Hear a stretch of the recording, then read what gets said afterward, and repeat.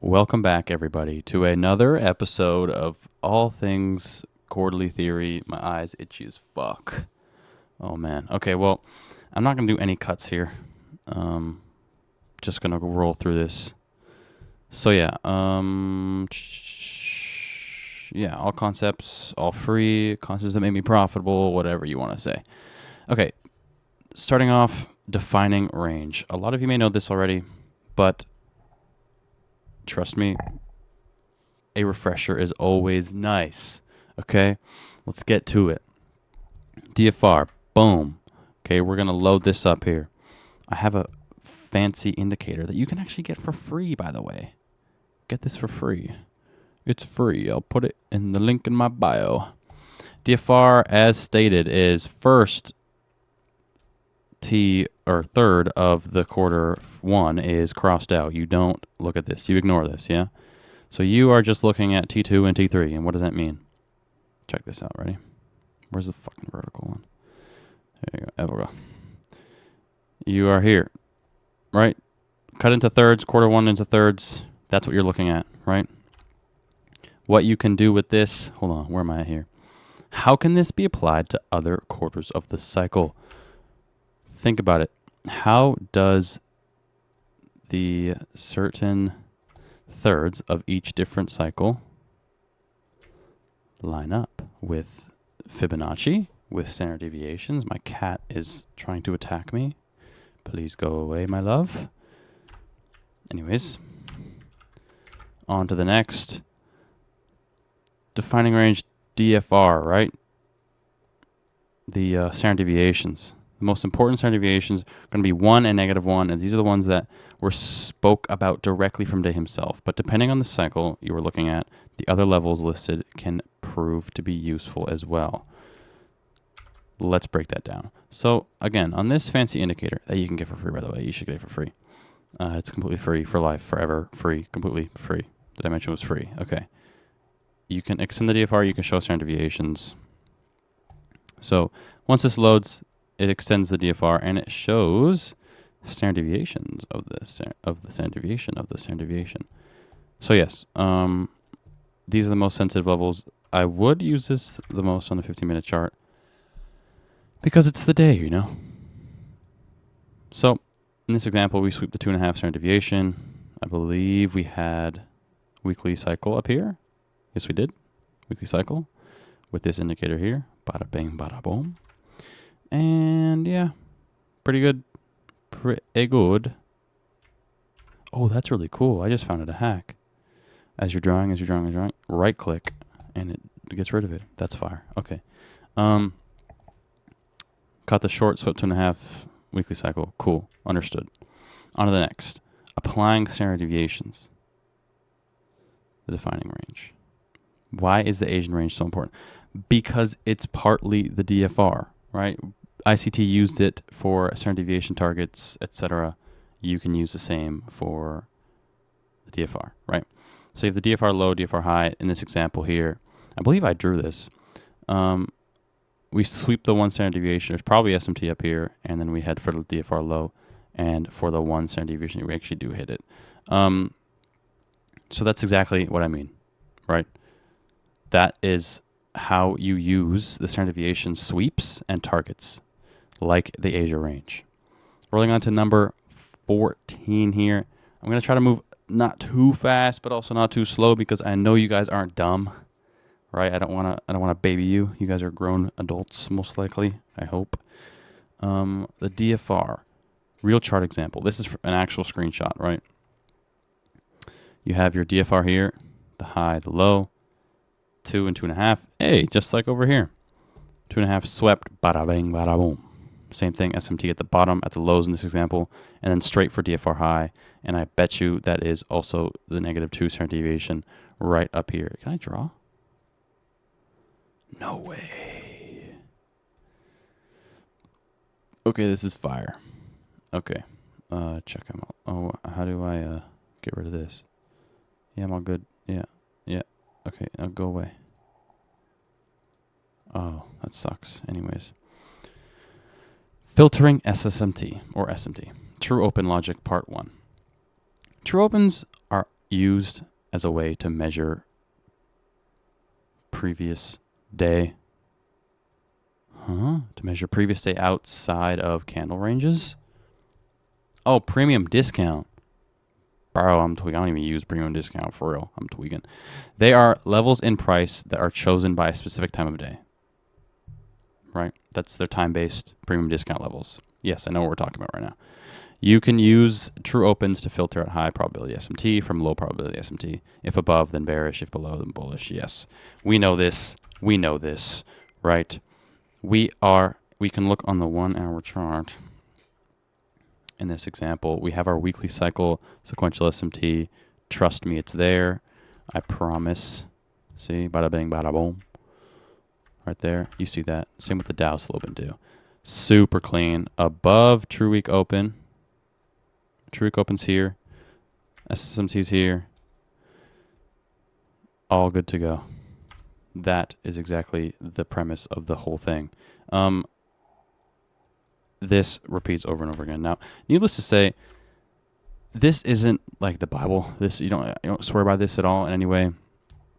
What you should do is take more weight in with SMT and sequential SMT underneath a true open if it's bullish, right? That doesn't mean that if it's above the true day open, it'll fail, right? That does not mean that. But you can look at this example from yesterday on the 50-minute chart. We have our true day open here, right?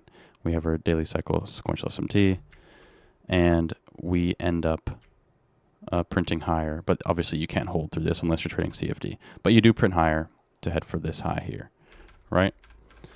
So that being said, it's not the Bible. You don't need to swear by it, but it is a great filter. I can't lie. It is a great filter. Okay. On to the next.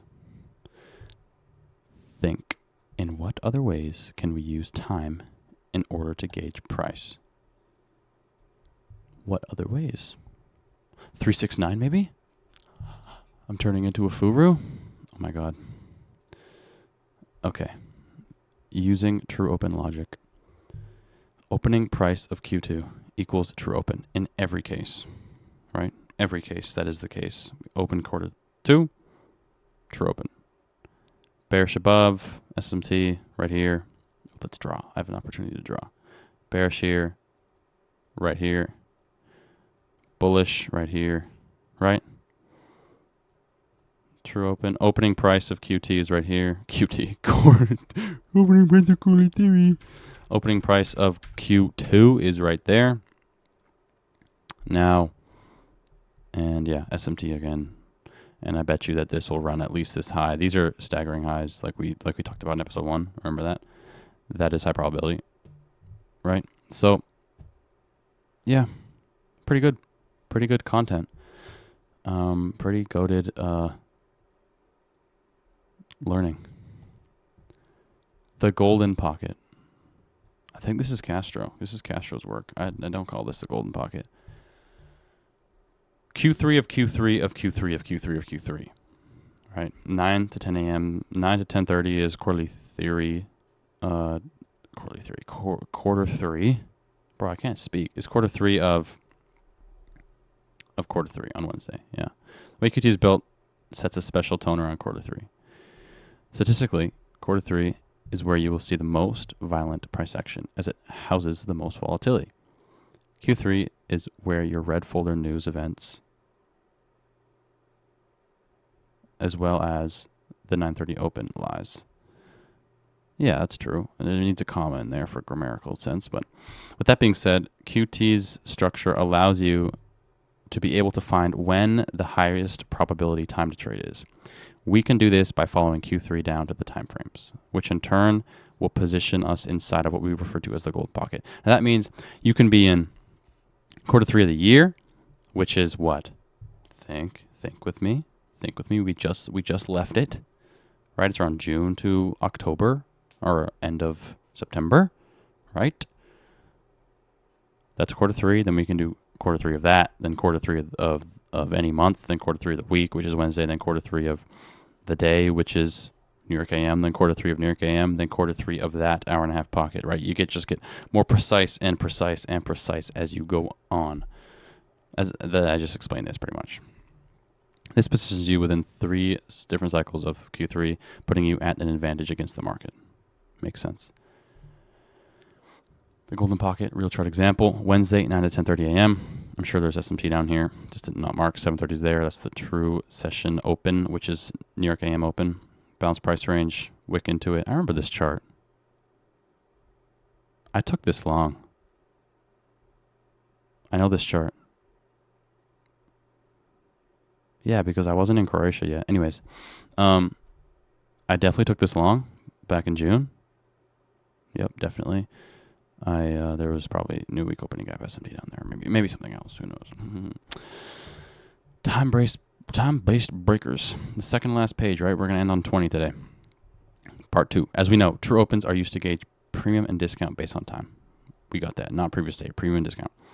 But you can also they can also be used as dynamic support and resistance when it comes to breakers and SMT.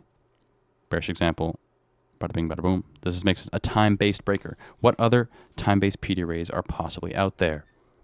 Order blocks, fair value gaps. Is 369 bullshit? Is it not bullshit? What the hell do I know, right? Anyways, this is constantly in your charts. I want to see if I can find an example. A breaker. I'm not even used to looking for breakers. It's a mitigation block, right? So. It's a high, low, higher, high. Then you break it, hit here, bada bing, bada boom. Makes sense. Okay. I know what I'm looking for. Ooh. Right here. Have our first high, first low, sweep this high here. Come down with the true day open right there. Hit it here, almost hit it here. But then, bada bing, bada boom. Get lower. Makes sense? That's exactly this image. Makes sense? Makes sense, hopefully. Kind of does to me, kind of not.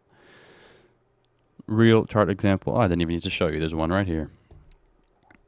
Low, high, lower low. True open, 7:30. Smacks it. Heads off. June 24th, ES chart, easy, 50%. But oh my God, it's so beautiful. That doesn't actually count as an entry though because it's not above the breaker high yet. So low, high, lower, low, that would be your entry. This guy right here, which is just missing the true open. But regardless, you can enter there, stop below or here, whatever your risk allows. But anyways, this has been part 2. I don't want to ramble on. I want to just provide value and really break this down because I know a lot of people will not want to go through the whole PDF, right? The whole point is to make this fun and not super boring, which is synonymous with fun.